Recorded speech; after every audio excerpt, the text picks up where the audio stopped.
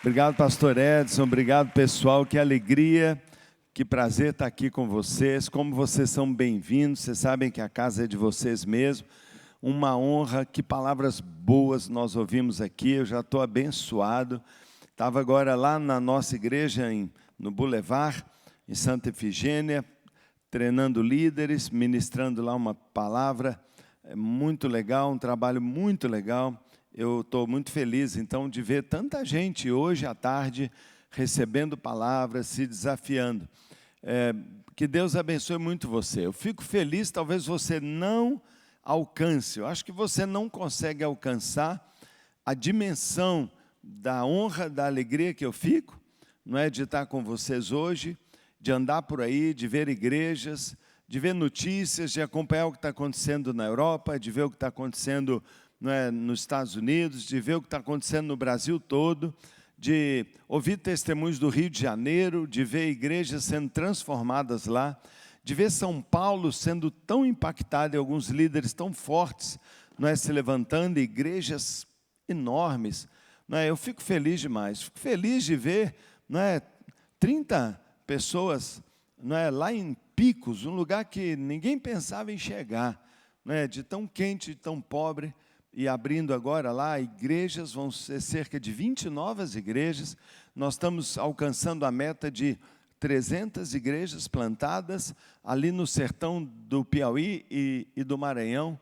O que está acontecendo é extraordinário. E talvez você não tenha ideia, não tenha ideia de como eu fico feliz. Sabe por quê?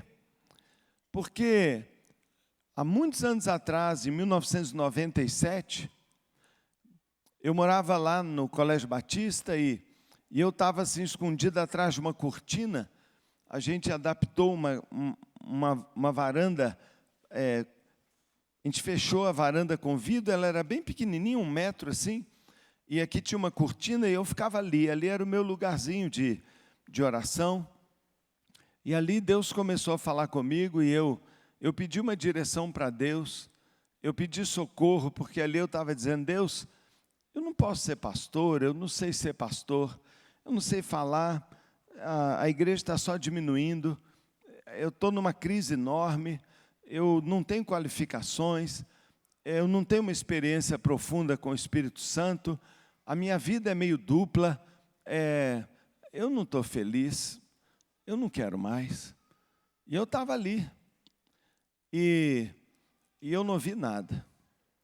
Eu saí dali, e eu passei um mês muito desanimado.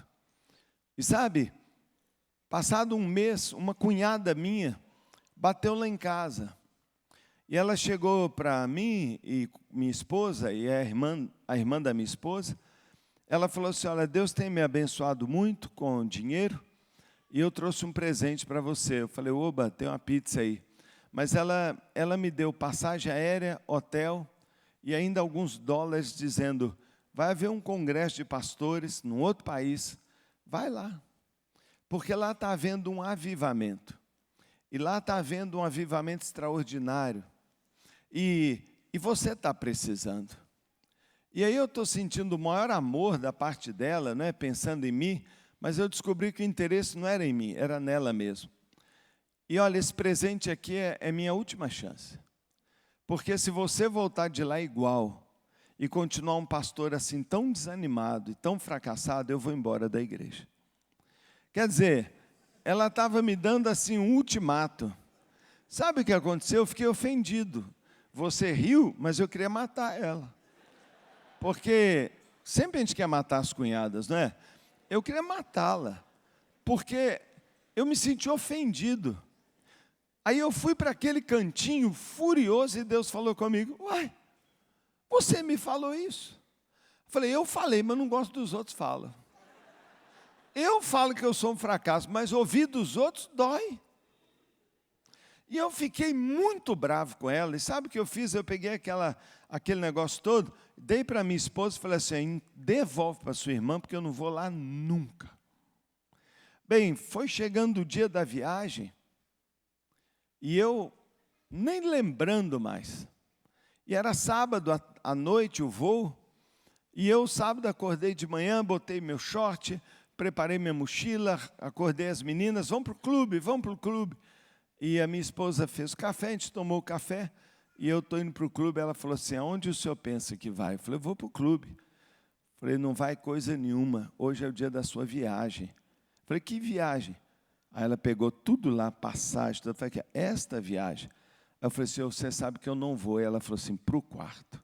Irmão, quando minha mulher chama no quarto, vocês não têm ideia, irmão. Tremi todo. Ela me chamou para o quarto, fechou a porta para não me humilhar na frente das meninas, eu agradeço a Deus, porque elas acham que o pai dela vale alguma coisa, e ela estava uma fera. E ela falou comigo, do que você está fugindo? Eu vejo você atrás daquela cortina, eu vejo você implorando, e agora Deus está te oferecendo algo, foi uma resposta da sua oração, e você tem medo, você está com medo do quê?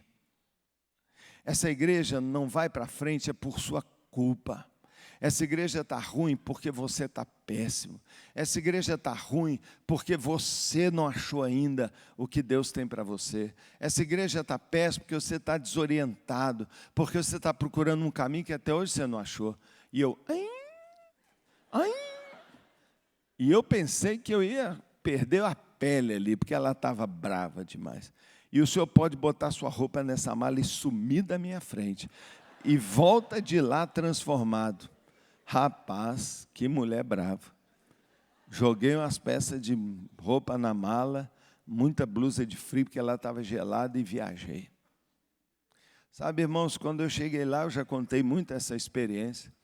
Eu fiquei impressionado mesmo, um avivamento espetacular, pastores do mundo inteiro, só eu do Brasil. Mas a conferência foi andando. Quando ela estava quase terminando, uma senhora orou por mim. Eu estava lá num cantinho, assim, como lá no fundo, assim, todo mundo aqui adorando. E eu estava triste, porque eu falei, como eu vou voltar igual? Como eu vou voltar se eu vejo coisa linda nos outros? Eu pedi, implorei. Eu não dormi uma noite inteira, mas eu realmente não fui transformado. E aí, uma senhorinha aqui, que estava no meio assim, nem era da liderança, ela, por algum motivo, ela levantou, foi lá no cantinho que eu estava, era um prédio para 7.000 pessoas, e ela chegou na minha frente, falando inglês, pegou assim meu crachá, e ela falou assim, você é lá do Brasil, não tinha nada, você é do Brasil, você é engenheiro, você é pastor, você veio em crise, você não queria vir, começou a falar tudo. E ela falou assim, não tenha medo, Deus já fez a obra em você, basta você crer. E ela falou, eu posso orar por você? Eu olhei, como eu digo, aquela velhinha tão assim, fraquinha. Ela tinha uma redinha no cabelo, assim, que usava, sabe? Ela era velhinha, 80 anos. Eu falei, que perigo tem nessa velhinha? Nunca confie numa velhinha com redinha no cabelo. Nunca confie. Sabe? Ali tem o coice de uma mula. Porque quando a velhinha botou a mão na minha cabeça e ela orou, ela só falou em inglês assim, Senhor, enche este homem. Só isso ela falou. Enche. Em inglês fala fill him up. Enche ele até em cima.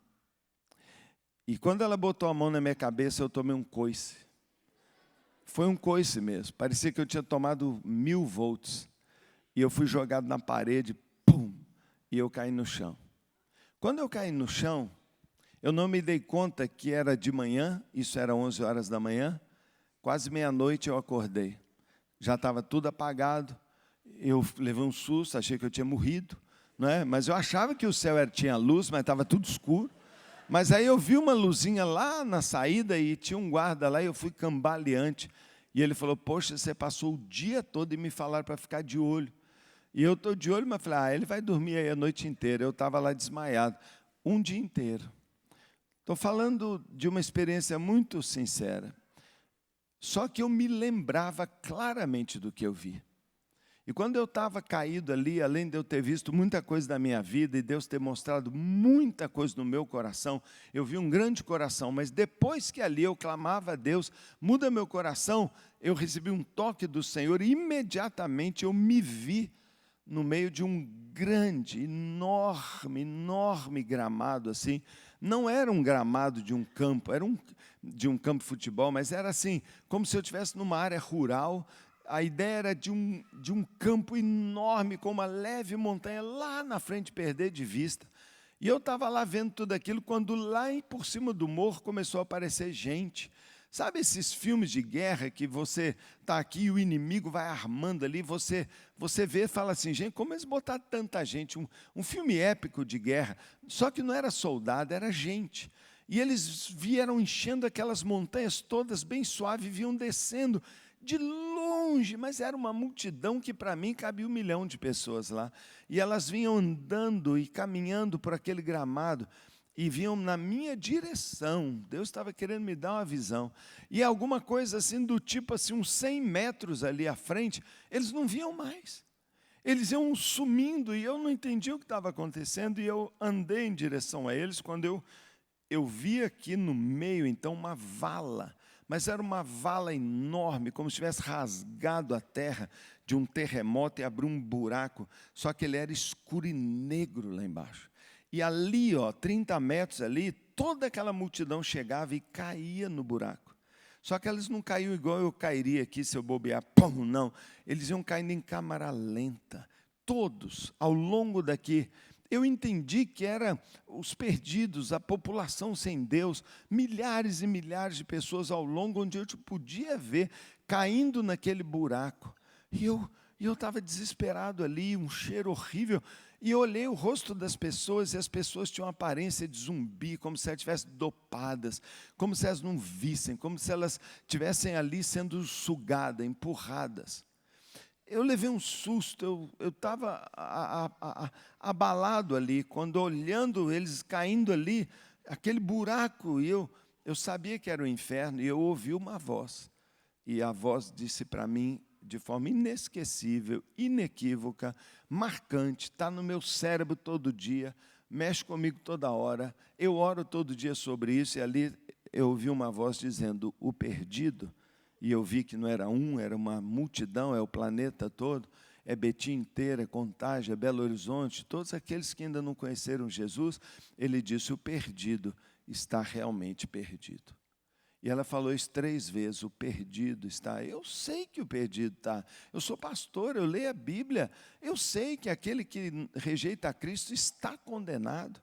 Ele veio ao mundo, mas o mundo não quis. Ele veio aos seus, mas os seus os rejeitaram. Não é? E o julgamento é este. Eles amaram mais as trevas do que a luz, por isso estão condenados. Eu sei disso. Mas Deus queria me repetir isso, e isso ficou no meu coração. Quando eu voltei daquela viagem, em 1997, de janeiro, eu voltei desesperado por uma causa, evangelizar pessoas. Eu nem ligava para pregar o evangelho. Eu não estava nem aí, eu estava preocupado com a igreja, mas eu não entendia que igreja não é a gente. A igreja são os de fora. Eu sou pastor dos não crentes. Eu preciso contar para eles. Eu voltei desesperado, eu queria pregar para todo mundo, eu ainda trabalhava, mas eu comecei a pregar, ganhei muitos colegas, aquilo me impactou enorme, mas não tinha efeito. E eu comecei a falar com o Senhor, mas Senhor, o que isso significa? Como, Senhor? O que o Senhor quer? E em 1998, o ano seguinte, através de uma palavra profética, eu decidi largar tudo. Eu já era pastor há 11 anos aqui, mas um pastor, assim, primeiro assistente, depois de tempo parcial.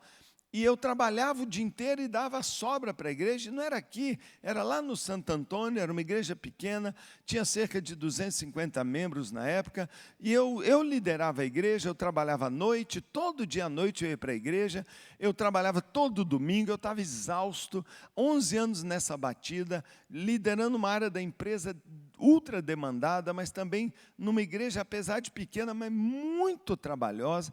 Eu estava morrendo de cansado, e eu perguntava a Deus, Deus, eu posso largar meu trabalho, eu devo ser pastor? E ele só falava, não, não, não.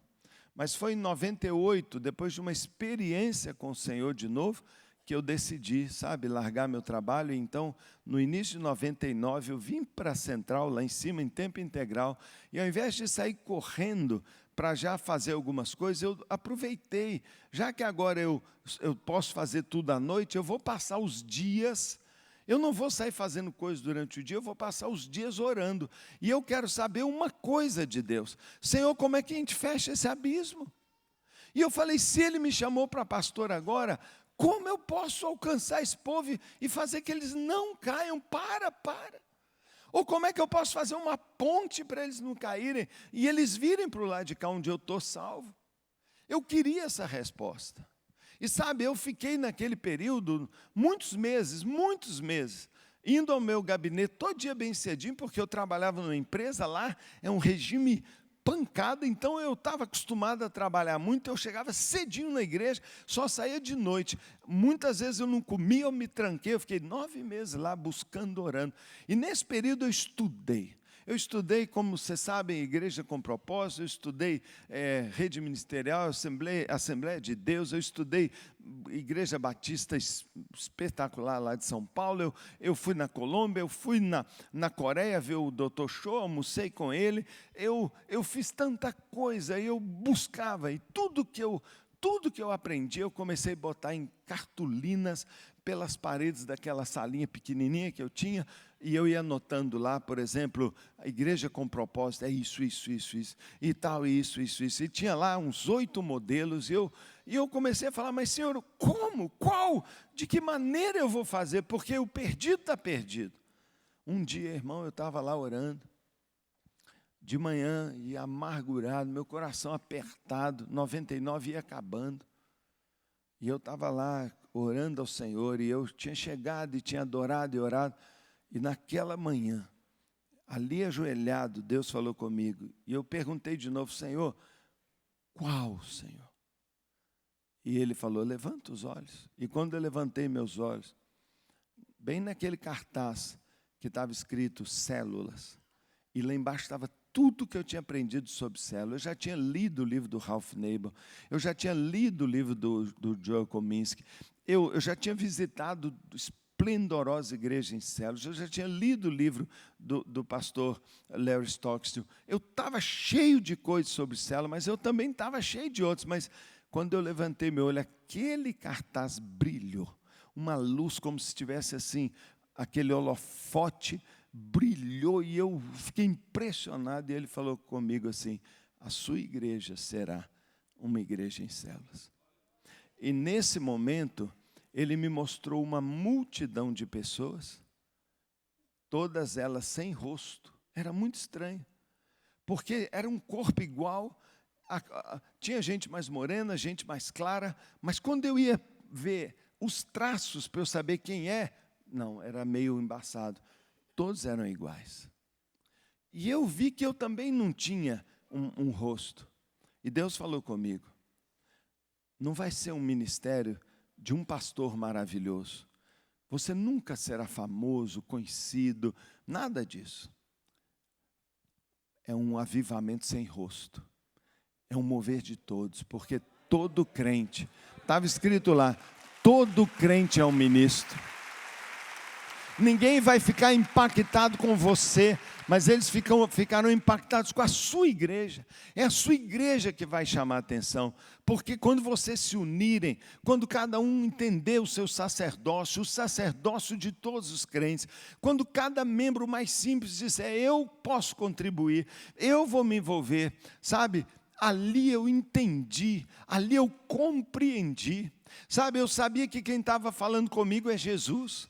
E eu sabia que não era uma visão minha, eu sabia que eu não estava inventando nada, Ele estava me dizendo. Sabe, hoje eu tenho muita liberdade, eu tenho muita coragem, eu sou até meio doido para dizer claramente, é a visão de Jesus, é dele mesmo, Ele é o dono da visão.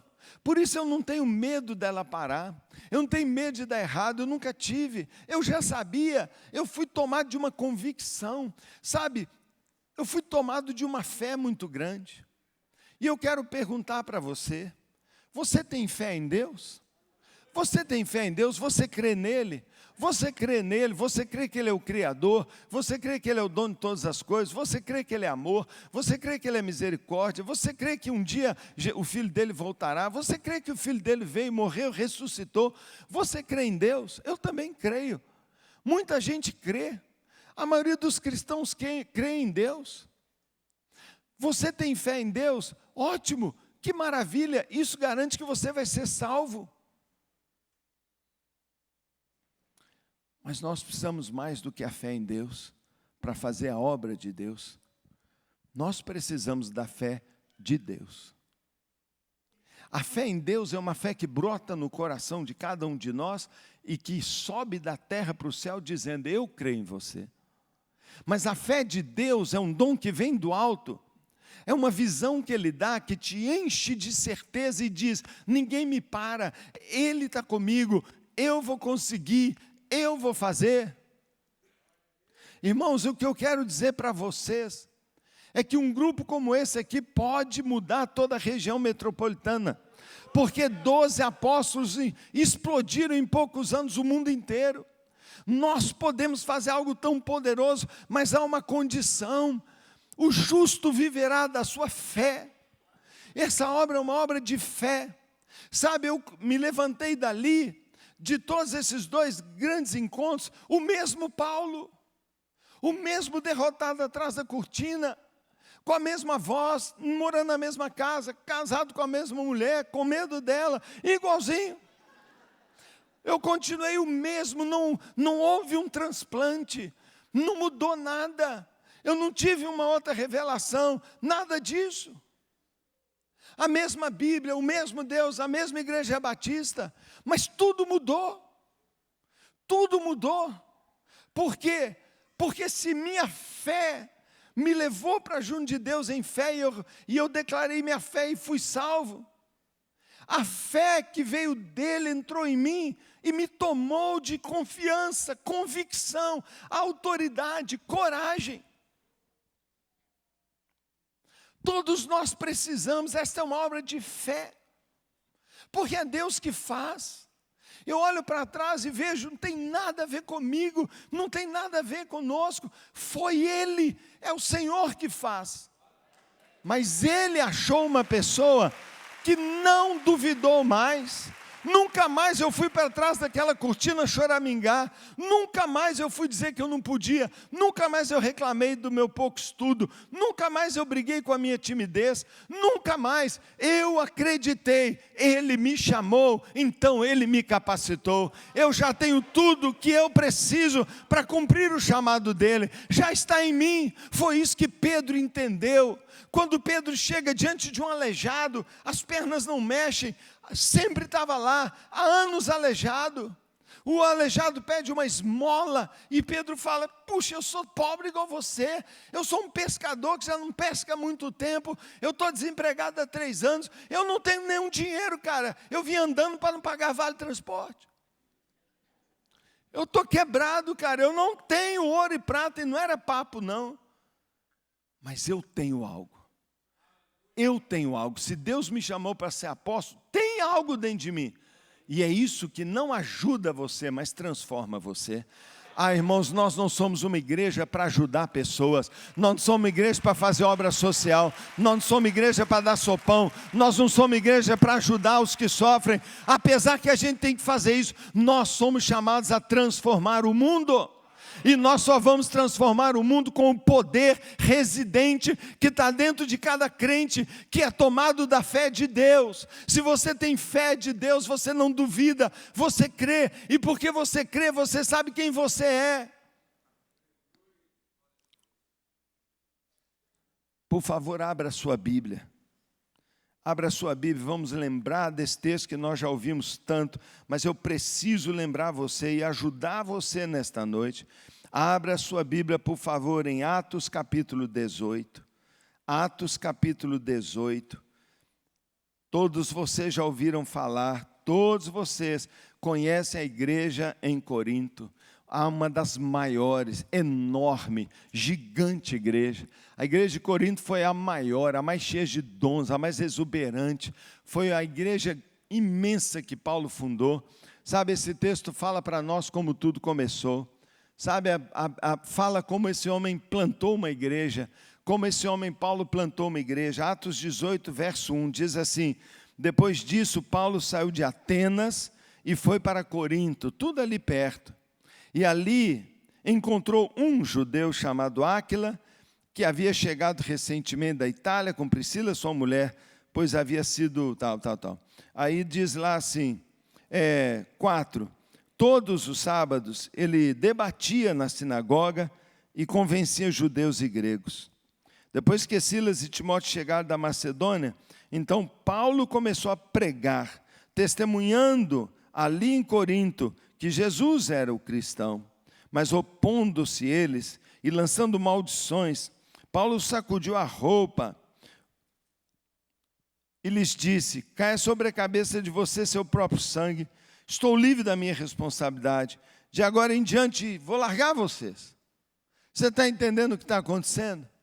Paulo foi para lá, Paulo chegou nessa cidade onde ele fundou a gigante igreja dele, e o povo não quis saber, e as pessoas resistiram, e Paulo chegou uma hora que ele ficou tão bravo que ele falou assim: pois que vocês se danem, se vocês não querem que vocês se danem, ô povo duro, ô povo que não quer saber de Deus, ô igreja que não cresce, ô terrinha ruim, eu vou embora daqui.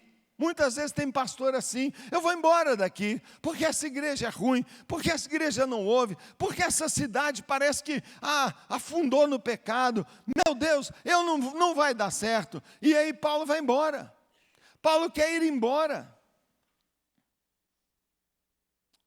E Paulo saiu dali. Mas olha o verso 9.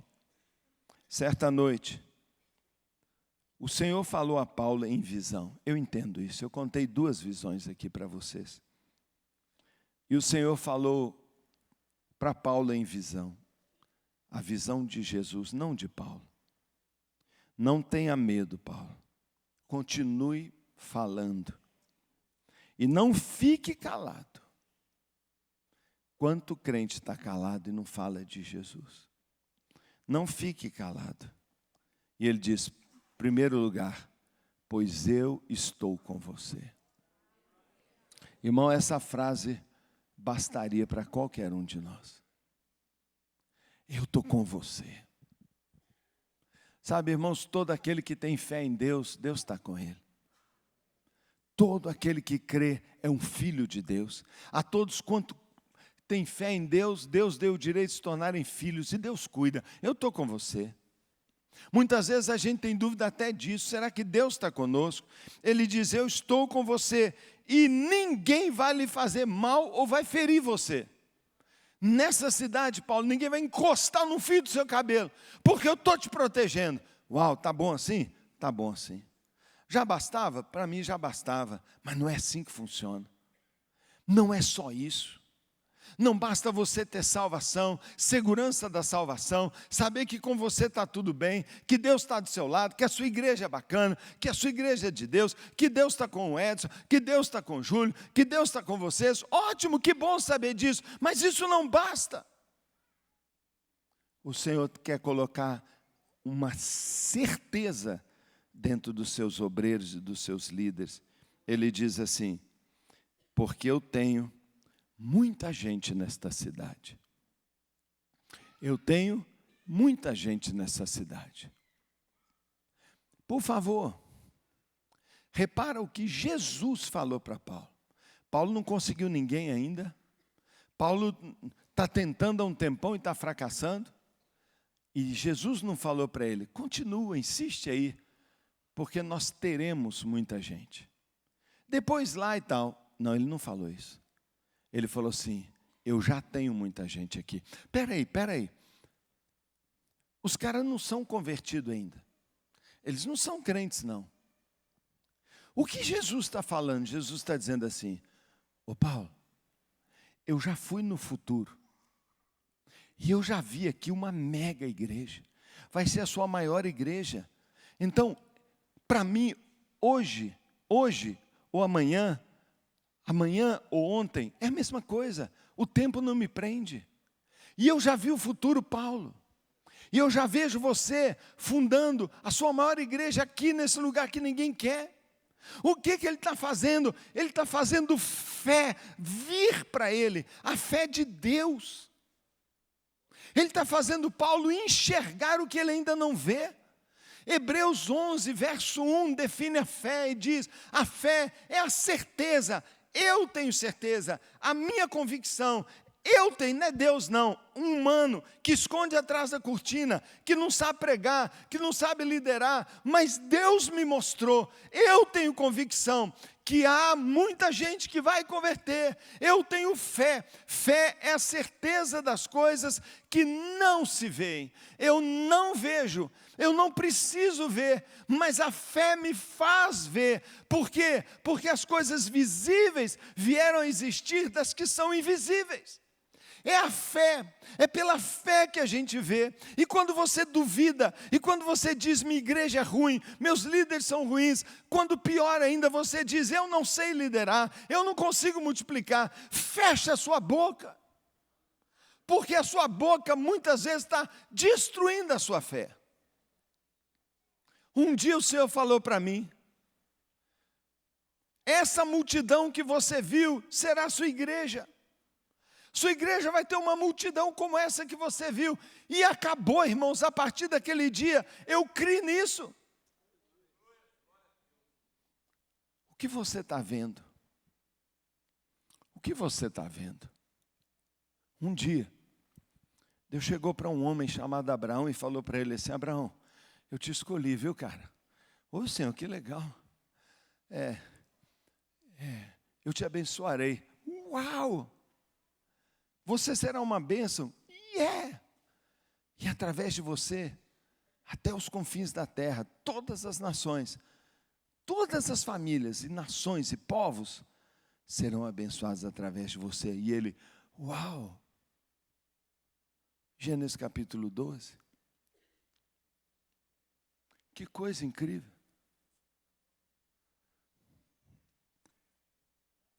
Poucos versos à frente,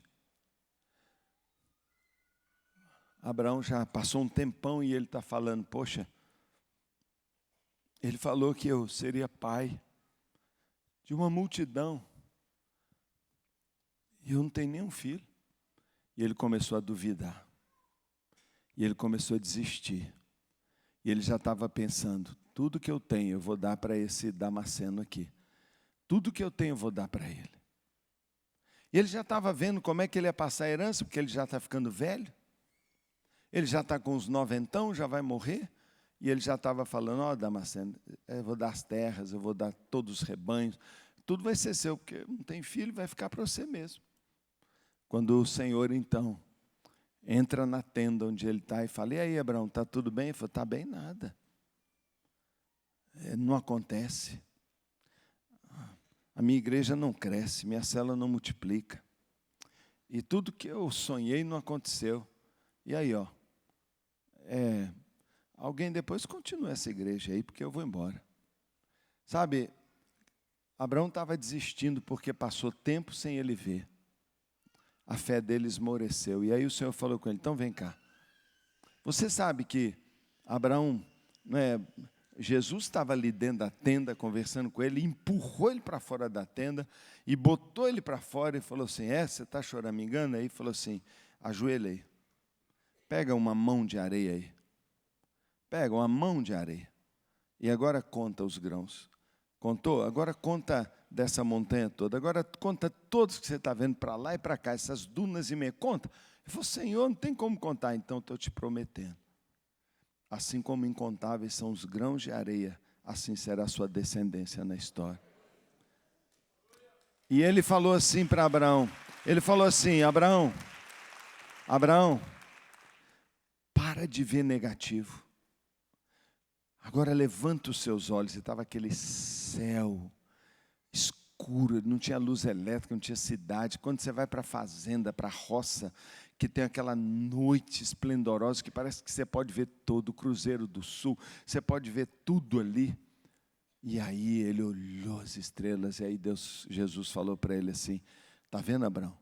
Conta as estrelas, assim será. Assim será, como eu vi naquela multidão, assim serão os seus descendentes. Aí Abraão, sabe, se animou de novo. Mas o mais extraordinário é no capítulo 17 de Gênesis, 12, 14, 17. no capítulo 17, Deus chega para Abraão, 3 anjos vão lá, Jesus está lá no meio, e ele fala assim: Abraão, o seu nome é Abrão, mas agora eu estou te rebatizando, você será Abraão. Até então, nas 2 visões anteriores, Deus estava falando o que Abraão faria. Mas só vai acontecer quando você não acreditar que é o que você vai fazer, mas é o que você é. Meu problema nunca foi acreditar, duvidar muito do que eu podia fazer, mas eu duvidava do que eu era. Sabe por quê? Porque todo dia que eu escovar o dente e pentear o cabelo, eu vi o Paulo ali na frente. Eu olhava para o Paulo e via no Paulo suas manchas, suas falhas, seus erros, seus defeitos. E eu acreditava no que Deus falou que ia fazer, mas eu não acreditava no que eu era. Eu não era. E a minha pergunta é: quem é você? Enquanto você não assumir seu nome, enquanto você não disser algo diferente, e normalmente nós falamos do nosso passado, nós estamos presos ao nosso passado. Irmãos, não é assim que Deus lida conosco. Deus não lida reparando o nosso passado, acredite nisso.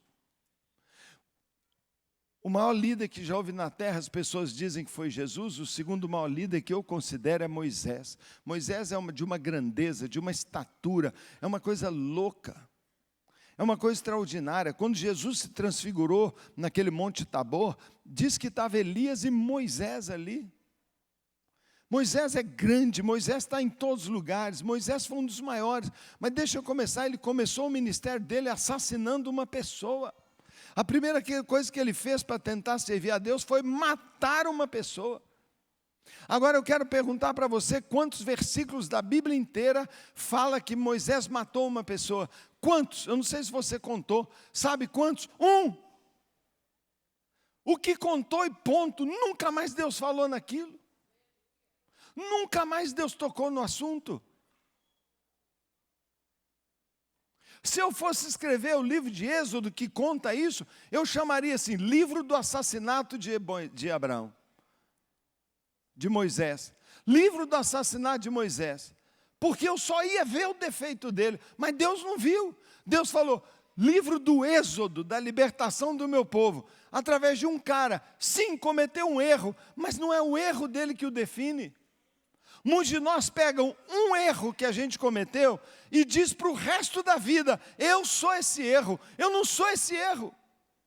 Então Deus está agora com Abraão, que vai ser chamado o pai da fé, e Deus está perguntando a Abraão, eu sei que você já viu um monte de coisa, mas eu quero que você acredite em quem você é. E Deus muda o nome dele e diz, ao invés de Abrão, você é Abraão, porque Abraão é pai de uma multidão. Eu continuei sendo a mesma pessoa, a mesma de trás da cortina, mas aqui dentro mudou alguma coisa, porque eu parei de olhar no espelho, e eu passei a fazer de Deus o meu espelho. Eu olho para Ele e nele eu vejo quem eu sou, nele eu vejo que eu sou capaz, nele eu vejo que eu multiplico, nele eu vejo que eu sei pregar, nele eu vejo que eu sou escolhido, nele eu vejo que eu tudo posso, nele eu vejo que eu sou vencedor, nele eu vejo que Ele vai me ensinar, nele eu vejo, eu não olho mais no espelho, eu olho em Deus e em Deus eu me vejo.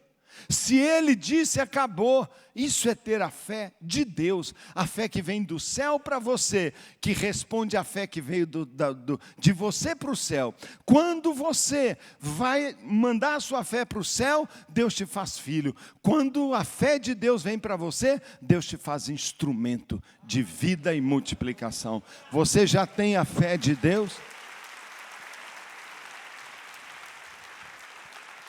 Meus queridos, os desafios são muito grandes.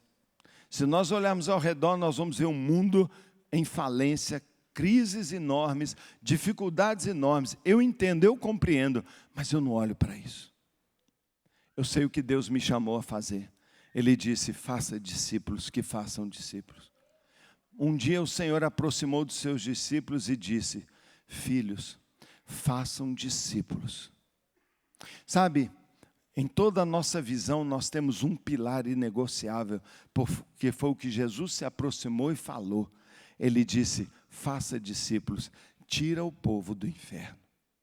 E desde então é o que eu tenho feito, e tenho tirado milhares do inferno. Milhares não caíram nesse buraco, mas ainda continua caindo, porque você tem que tirar também. A primeira ordem que o Senhor deu para nós, quando Ele se aproximou, foi: evangelize. Evangelize, fale, fale, fale. Talvez você está aqui discutindo um monte de coisas sobre a célula, como funciona. Se eu fosse escolher dar para você um workshop, uma palestra, eu não ia falar de comunhão, eu não ia falar de estratégia, eu ia falar de evangelismo. Eu ia falar: fale, ensine a falar, desafie a falar, porque tudo começa com eu falar de Cristo para alguém. Mas o Senhor não falou só: indo, faça discípulos. Ele diz: e quando você fizer discípulos, batize e ensine o discípulo a obedecer tudo que eu te mandei. Ou seja, segunda etapa, ele disse o que é para a gente fazer. Nós somos chamados a discipular aquele que a gente ganhou. É a consolidação, é o ensino, é o fortalecimento, é que ele tome uma decisão e ele permaneça. Essa é a segunda coisa mais importante. A visão celular se baseia no evangelismo, mas o evangelismo se frustra, o evangelismo se perde, o crescimento se esvai, se eu não mantenho, se eu não tenho uma célula, se eu não tenho um berçário, se eu não tenho no início uma mamadeira, depois uma papinha, depois um alimento sólido, depois e dentre as obediências, aqui esse que acabou de converter também faça discípulos. Mas em terceiro lugar, ele falou conosco. Ele falou conosco. E façam isso até os confins da terra. Ele diz: e vocês serão minhas testemunhas até o fim do mundo. E quando ele está falando isso, obviamente ele está falando de multiplicação. É tanta gente que transborda de Jerusalém para Samaria, de Samaria para a Judeia, e de Judeia para todos os lugares. E nós também. É a sua célula sair daqui, atravessar a rua e ir para a casa da frente. É a outra ir para outro quarteirão. E a outra depois ir para o outro lado. E vocês começarem a fazer discípulos. Como tudo isso acontece? Pela fé.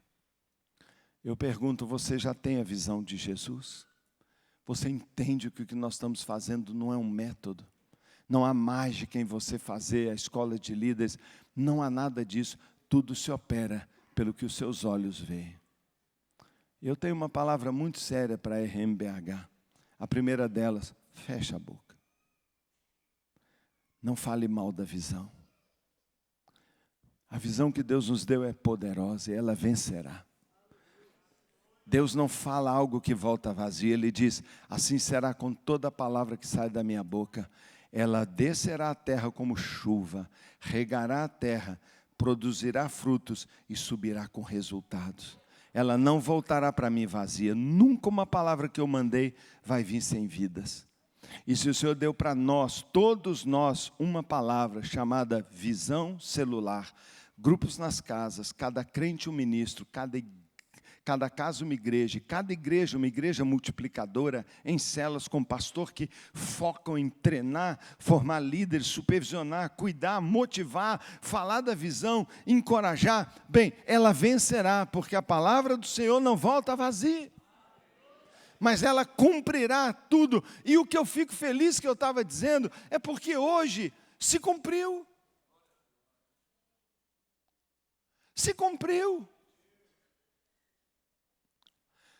Aquilo que aconteceu naquela sala há 20 anos, que a gente tinha um pinguinho de gente numa salinha, numa cartolina, hoje é verdade. Ou seja, a fé é a substância das coisas.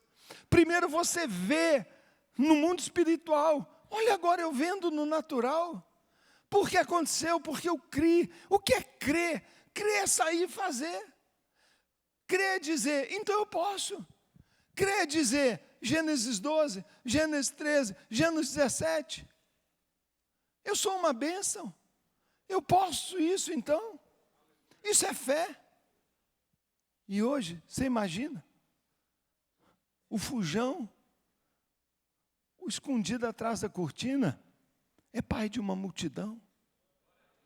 E sabe o que você é? Todos aqui, pai e mãe de multidão. Se você crer nisso, se você crer nisso, se você crer nisso, se você crer nisso, se você crer nisso, você será curado da sua esterilidade.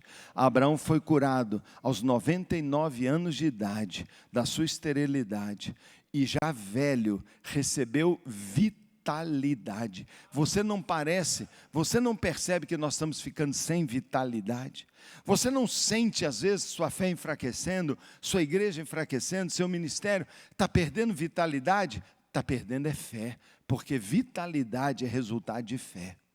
Aquele homem velho creu, ele viu, ele enxergou, ele viu nas estrelas, na areia, ele creu. Quando o Senhor mudou o nome dele, falou: o quê? Agora eu sou Abraão, pai de uma multidão. Pá, a mulher engravida. E olha, a fé é contagiante, porque ele não podia gerar, e a mulher não podia gerar, e a fé dele revitalizou a própria mulher. Quando você estiver assim, você contagia a sua volta. E se um pastor está aqui no púlpito cheio da fé de Deus, toda a igreja vai estar. Deixa eu dizer para você algo muito sério. A fé do líder é a fé da igreja. A visão do líder é a visão da igreja. Todos achavam que eu estava louco. Todos acharam que eu estava louco. E ao longo desses anos, muitos voltaram para dizer: puxa vida, eu tenho que pedir desculpa, porque um dia eu falei que você estava louco. Olha o que a Central virou. Sabe, você tem que fazer coisas que os outros digam que você está louco. Porque se você ficar certinho, sem ousadia, você não está com uma visão. Porque você está fazendo igual. Já te chamaram de louco, pastor? Já chamaram você de doido? Já botaram a mão na sua testa, como botaram na minha, para falar: deixa eu ver se você está com febre, porque você está delirando. Foi assim que falaram comigo. Esse me pediu perdão muitas vezes, e hoje é pastor na minha equipe. Ele não acreditava. Você tem feito loucuras? Tem que fazer. Ah, você quer agradar todo mundo? Já era, cara. Já era. E o Senhor está querendo que você escute a voz dele. Eu tenho muita gente em Betim. Eu tenho muita gente em Nova Lima. A Nova Lima até fugiu aqui, o pastor estava aqui, escapou. Não é? Arrebatamento. Não é? Eu tenho muita gente em Belo Horizonte. Eu tenho muita gente nas nossas cidades. Eu tenho muita gente em Contagem. Em Ribeirão das Neves, eu tenho muita gente, pastor. Eu tenho muita gente lá, pastor. Deus está falando para você: eu tenho muita gente. Vai lá e colhe. Já está maduro, já está pronto. Eu queria fazer uma oração de encerramento, João. Você depois vai dar os avisos, né? Ele vai sortear depois sei lá, ele vai sortear uma coisa aí qualquer. Eu acho que é um carro, pelo que eu sei, né? É o carro dele, né? Pelo que eu sei, é o carro dele. Pode ser. Então aí, na boa aqui, presta atenção para a gente fechar. Eu quero muito mesmo, por isso eu vim pedir a Deus junto com você, que a sua fé, você é crente mesmo? Então você tem fé em Deus, e a fé em Deus te salva. Pela graça sois salvos por meio da sua fé nele. Mas eu também quero pedir a Deus que você tenha a fé de Deus, e que aquele dom, e aquilo que Ele quer gerar em você, você creia. E que você seja hoje, nesse encontro, visitado e receba um dom, uma fé viva. Mas eu também quero orar que essa fé venha sobre os seus olhos, porque fé tem a ver com o que você vê. Que a sua visão pare de ser sua, pare de ser a visão michuruca atrás da cortina, e passe a ser a visão do Senhor das multidões que Ele vai te dar. Mas eu também quero orar, em segundo lugar, pela sua barriga. Está grande, eu sei, não é? Mas não é isso que eu quero orar. Não é para emagrecimento mágico, porque se eu tivesse esse dom, já tinha aplicado para mim mesmo, não é? Mas deixa eu falar uma coisa para você. Ou na Dudu. Mas, deixa eu falar uma coisa para você. Todos nós temos aqui um lugar onde o Espírito Santo mexe com a gente. Todos nós temos, masculino ou feminino, um útero. Homem tem útero, mulher tem útero.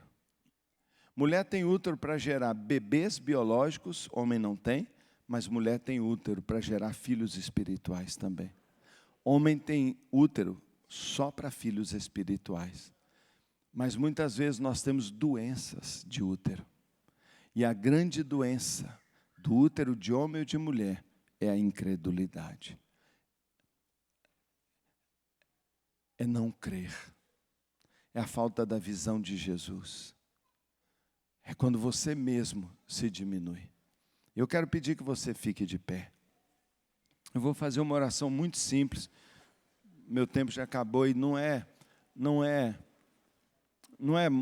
dia de ministração, de cura, nada, mas é de ministração de fé.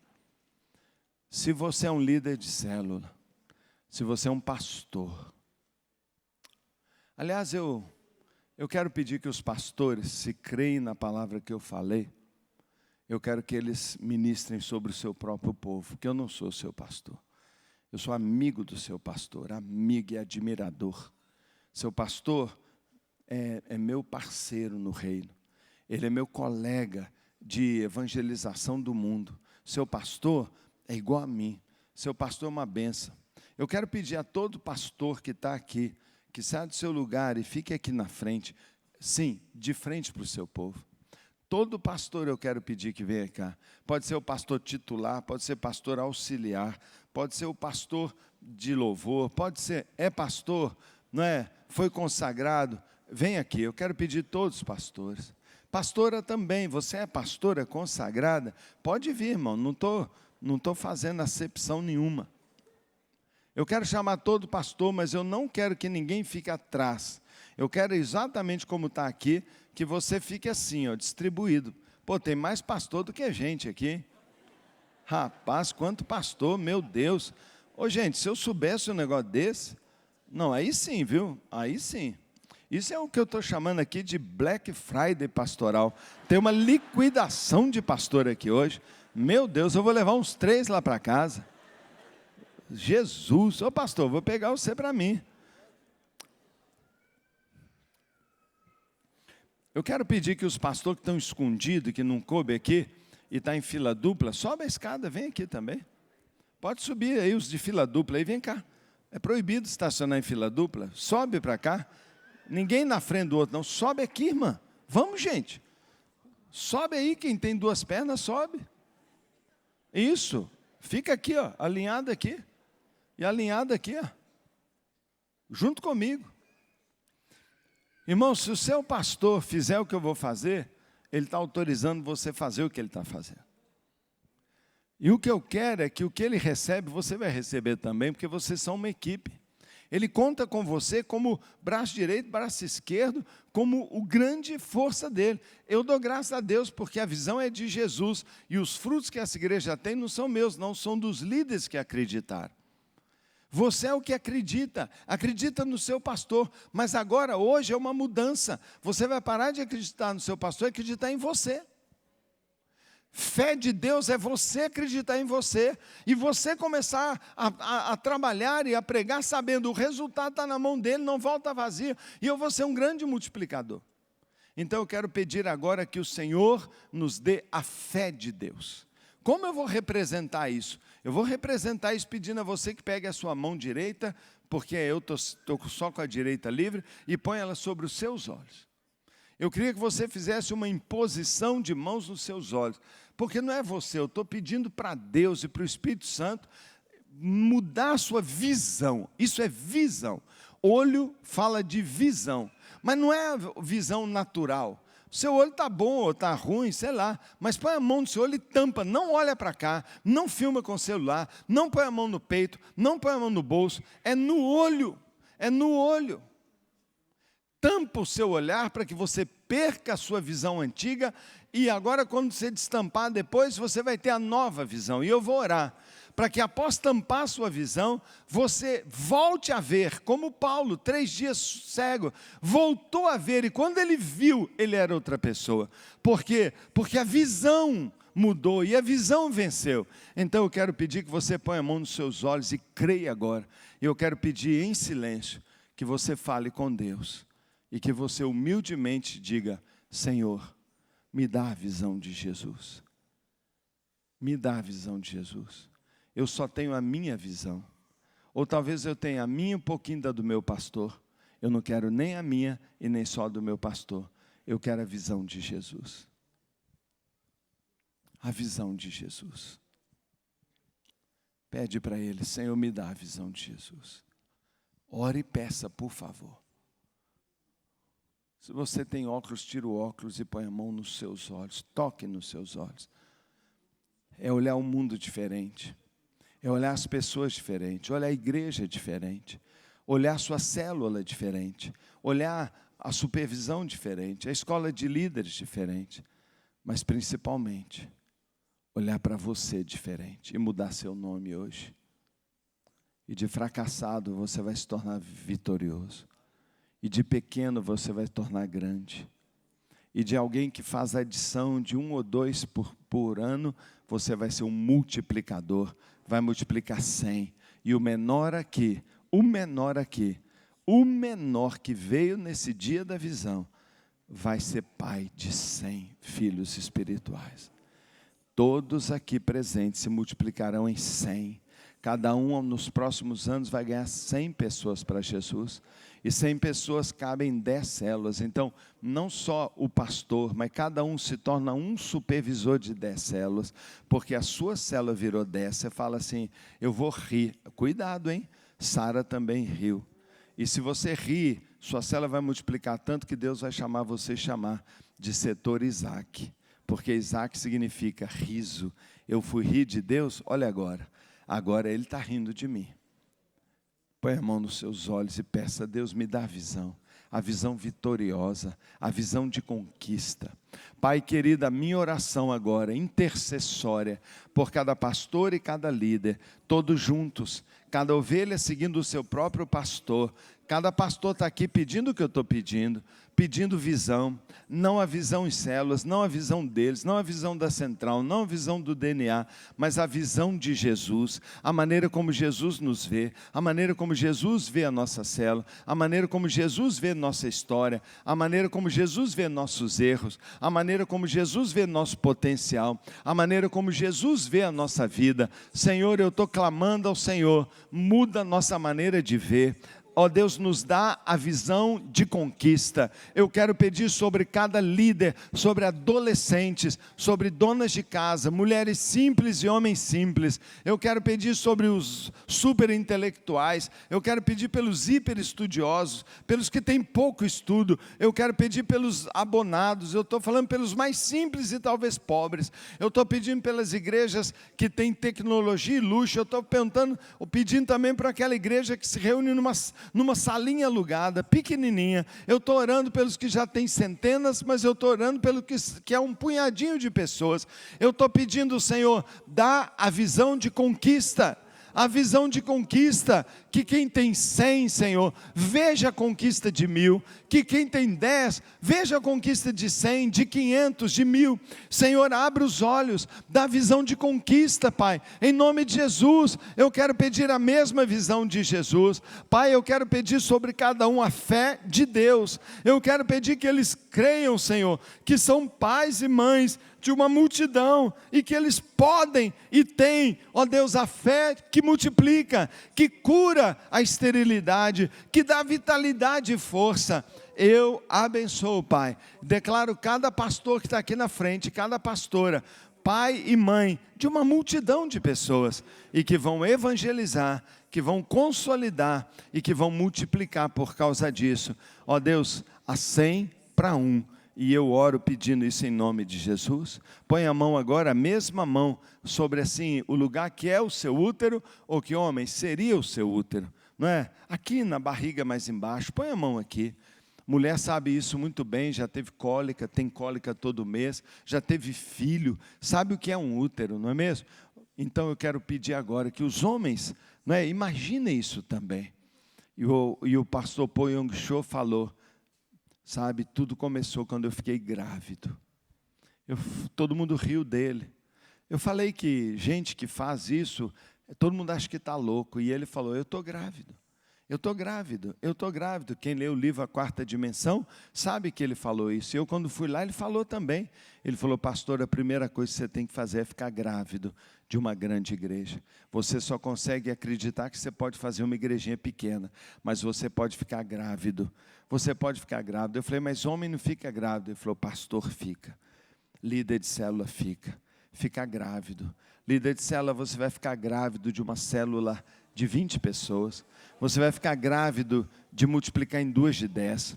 Você vai ficar grávido de 2 líderes em treinamento, que você vai buscar, convidar, tratar bem, pagar cachorro quente, sair para passear, e ver o filme Mais Que Vencedor com ele, andar com ele, convidar ele para o seu aniversário, ser seu amigo, e daqui a poucos meses ele está prontinho, ela está prontinha para ser sua líder de multiplicação, porque você vai ganhar 20 pessoas e vai fazer 2 células, e vai fazer mais 20 pessoas e vai fazer 4 células, e Deus vai multiplicar. Pastor, você vai ficar grávido de uma igreja.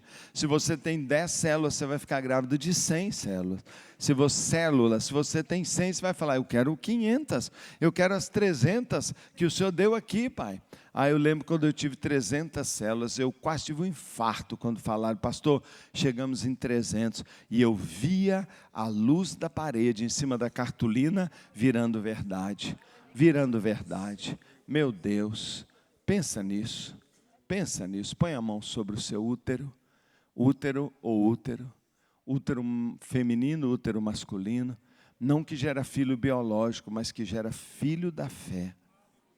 Pai querido, com todo temor e fé, eu peço agora, Pai, que a Tua glória venha sobre este lugar.